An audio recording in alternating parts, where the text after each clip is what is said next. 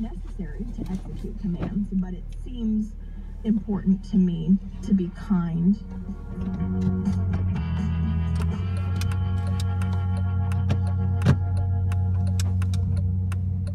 Suzanne Woods is an assistant professor of rhetoric and technology in the Department of Communication Studies at Kansas State University. We originally talked to her back in the fall.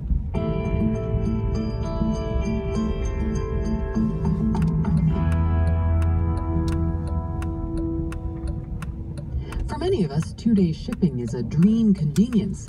But for those at facility warehouses packing our items, making sure they arrive on time, it can be exhausting and sometimes dangerous. Just this past week, 24 Amazon workers were hospitalized after a robot punctured a bear repellent spray at a facility in Robbinsville, New Jersey. In the gig tech economy, Uber drivers don't ever need to meet their bosses. They follow rules via algorithms and begin and end services with a touch of a cell phone. When we use these undeniably convenient services, we don't often think about the labor conditions they rely on.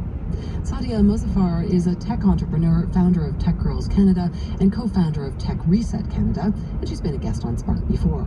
She was in Ottawa a couple of weeks ago where she gave a talk for Walrus magazine called Disruption: What Happens When We Don't See the Human Labor Behind Our Conveniences.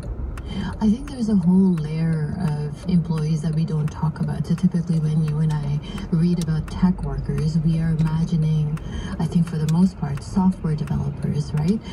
We are not thinking that when we push that send button or submit button on an online service, that an actual person is also involved in delivering that service to us, because we press a button and a thing shows up at our doorstep. So we're not thinking about them.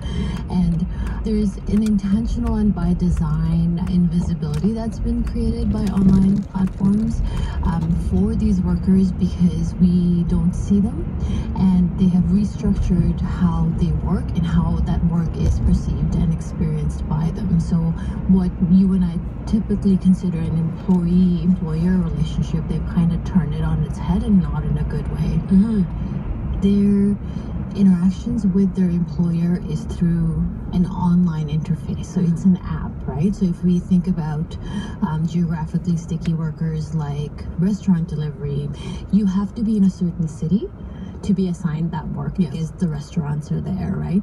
But you sign up online and you get paid online, and you are assigned work online, so through that app, which sounds really, really benign to a lot of us, including myself until a few months ago when I started digging into this.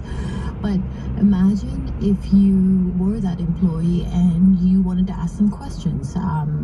When your employer is an app, essentially, because that's the only way that you can reach them, they can cut you off very quickly. I guess there's the aspect of, if I'm working with my colleagues in the same physical space and we can complain about the boss together, that's a different character to just sort of having this interaction between employer and employee, delivery person, whatever, where you're not meeting your colleagues. Right, and that is such an important thing, because if I am having a hard time because my work has been intensified in a way where an algorithm's like, oh, you have 2 extra minutes here, how about we fit in something for you to do when I physically am not able to do because, you know, it's snowing outside or what have you. I have no way to ask you, technically my colleague, if you're also experiencing this. So I think there is a level of isolation that is purposefully designed, because these services can easily provide a messaging service where workers can talk to each other, but they don't. And they don't because they don't want any organization. They don't want that hassle, and it's not easy. So for a lot of these workers, especially remote workers, you're by your lonesome.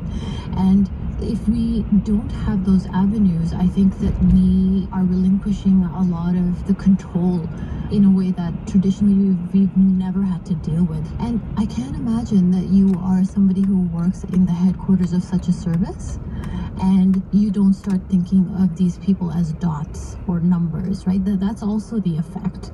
and we suddenly just become statistics to one another. So you don't really care if somebody fell and broke their leg and won't be coming back tomorrow because you've never seen them. They're not a person to you. One of the other things that happens here is that, at least in some cases, people are considered not employees but independent contractors. So what impact does that type of a job designation have? That's a really, really important thing, and I think one of the key things that we need to focus on in order to change this. When somebody is employed as a contractor, the company is not required to provide them benefits or workers' compensation if they get injured. The relationship between a contractor and a company versus an employee is we have laws for safety and governance around employees getting paid fairly, being compensated if there's an injury at work, and all of that is forfeited when they change that relationship. And I think that's one of the key things that I'm hearing from people after my talk, which the response has been overwhelming, where we've had the privilege of not having to think about this. We think that they're employees when they're not. But isn't there an upside to that? I mean, people who are Uber drivers, for example, talk about the flexibility. They're able to make some extra money. They don't have to go through the whole process that you would have to go through in order to become a taxi driver. I think that that's the argument that a lot of these companies use. We have to look at it long term, because a lot of people who are, as an example, Uber drivers, are doing Uber work as part-time work. What they don't realize is Uber has no liability if they make a mistake. It's tempting to think that the ease of signing up is actually a good deal overall. And then the second thing is, because these people who are employed by these companies are isolated, they don't get to see that they're not making a lot of money, right? And it's all about trade-offs. So if something is really easy to take on and you make good money and you have safety and protections that other people are afforded by law, I would say yes, we would trade off, right? But I think this is a bad deal. Like, overall, it's a bad deal. You don't get paid enough. You're not protected.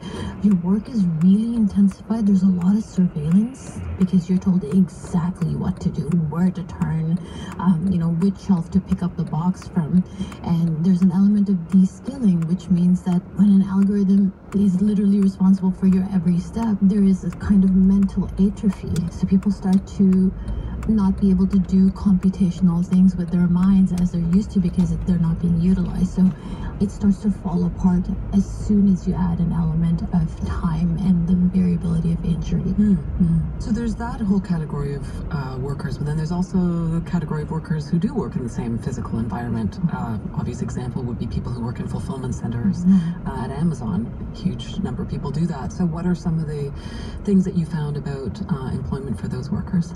So the workers who are working in physical locations together, their work is also very intensified. So I'll share a couple of examples with you.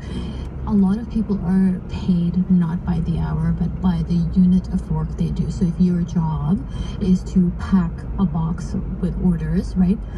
When that box is done is when you get paid. And these models vary in terms of fulfillment centers, because Amazon's not the only one who has a fulfillment center. But typically when you get paid by a unit of work, that means you're in a hurry. You're in a hurry in a way where you can cram in as much work as possible so you can make that money.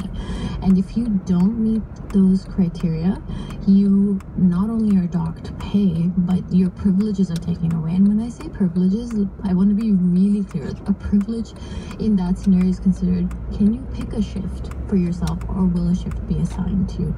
We have heard stories of people urinating in jars because they don't have enough time to take a bathroom break.